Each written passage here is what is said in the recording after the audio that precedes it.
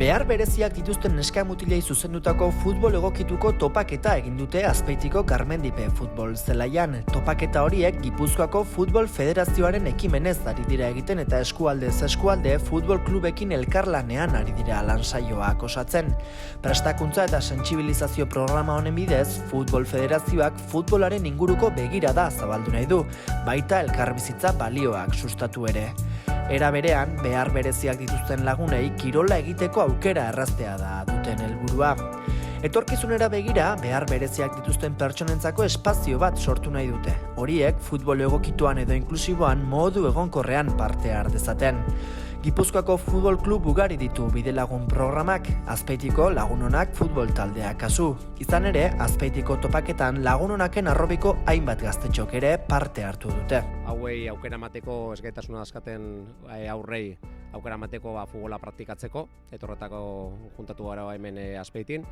Biharrena helburu nagusi esala ondo pasatzea, eta baloreak batez lantzea, eta horretarako garrantzitsua baita da inklusioa lantzea, ez? Eta gaur Lagunonakeko lehin etorri da, eta nen alkarrekin entramentu saio bat ingo deu.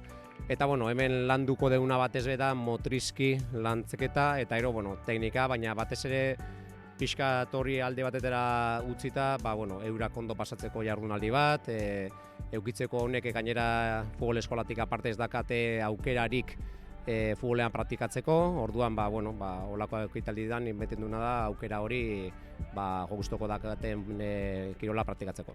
Laguntza aspektu askotan, ez?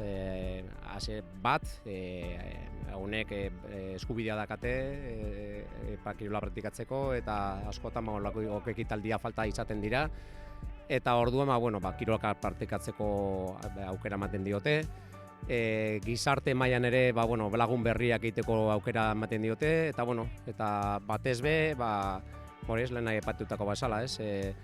Normalean ez dakate hauek kirola praktikatzeko aukera larrei, eta batzutan askotan gizartetik at gehatzen dira, eta orduan baita konsienteatu gaizaitezen gizartea, olako ekitaldiak garrantzitsua diala, zeren badago gizarteko populazio bat ez dakatela olako aukera larrerik.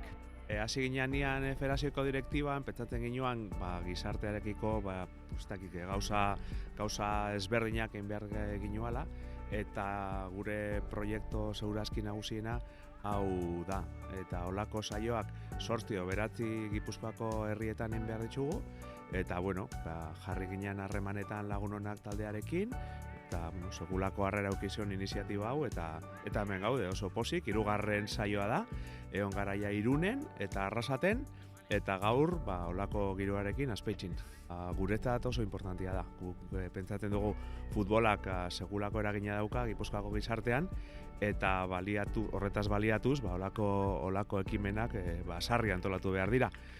Eta ara goaz, gaur ikusten duzuen bezala, ume pila bat jolasten, eta 3. saioa, arrakastatxua, eta ondio, lan asko egin behar da, pentsatzen dugu 3 urteko plana dela, eta ea borobiltzen dana.